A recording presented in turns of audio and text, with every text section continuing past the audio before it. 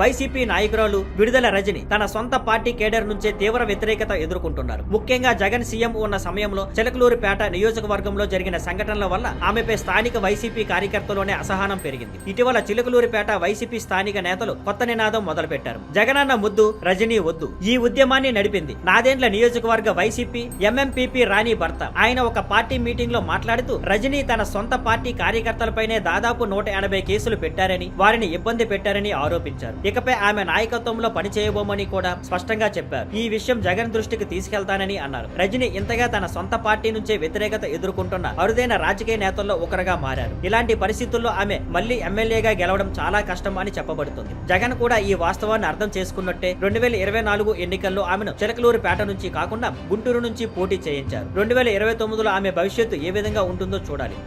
Thank you for watching. Please like, share and subscribe.